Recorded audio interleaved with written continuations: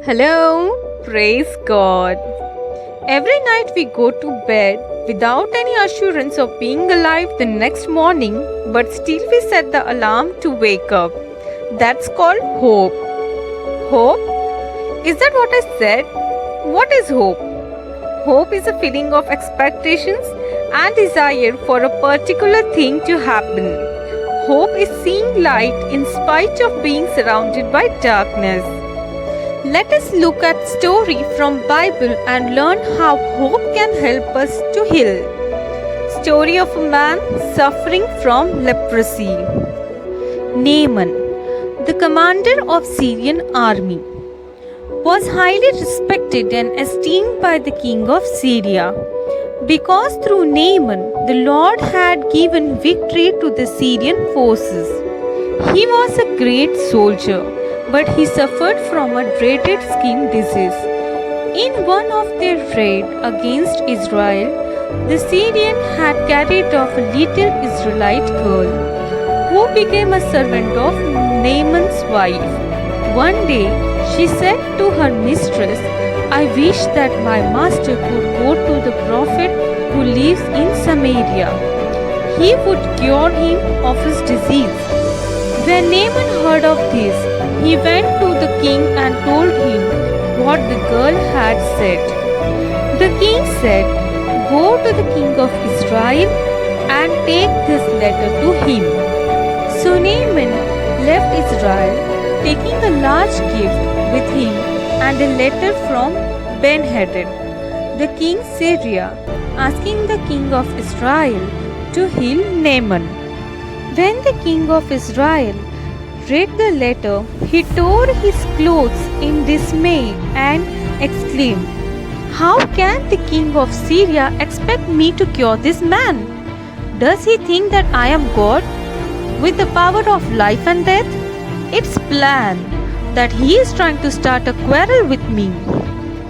When the prophet Elijah heard what had happened, he sent word to the king, "Why are you so upset? Send the man to me. I will show him that there is a prophet in Israel." So Naaman went with his horses and chariot and stopped at the entrance to Elijah's house.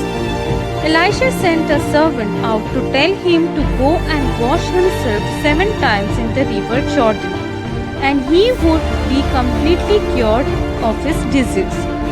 But Naaman left in a rage, saying, "I thought that he would at least come after me, pray to the Lord his God, wave his hand over the diseased spot, and cure me. Besides, aren't the river Abana and Pharpar back in Damascus better than any river in Israel? I could have washed in them and been cured." His servants went up to him and said, "Sir, if the prophet had told you to do something difficult, you would have done it. Now why can't you just wash yourself as he said and be cured?" So Naaman went down to the Jordan, dipped himself in it 7 times, as Elisha had instructed, and he was completely cured. His flesh became firm and healthy, like that of a child. Naaman had taken a great treasure with him into Israel to pray for his cure. But all the gold in the world couldn't buy what he needed. There is no price we can pay for cleansing from sin. In fact, God wants something more precious than that. He wants us to come to Him, humble ourselves, set our hope in Him, and accept His love. So let us look at some scriptures from Bible. 1 Peter chapter 1 verse 13. Therefore, with minds that are alert and fully sober, set your hope on the grace to be brought to you when Jesus Christ is revealed at His coming. Amen. Isaiah chapter 40 verse 31. But those who hope in the Lord will renew their strength. They will soar on wings like eagles. They will run and not grow weary. They will walk and not be faint. Amen. Let us pray in hope. Heavenly Father, I come before you today in need of hope. You are my hope in the day of my trouble. There are times when I feel weak. Set me free from all evil passions. Heal my heart. Fill me up with hope and give me a tangible reminder today that hope is unbreakable spiritual lifeline. Help me to walk in your light and live my life in hope and glory. In mighty name of Jesus I pray.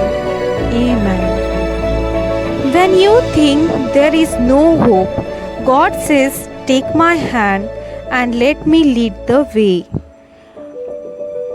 We can do this together. Peace be with you. Thank you.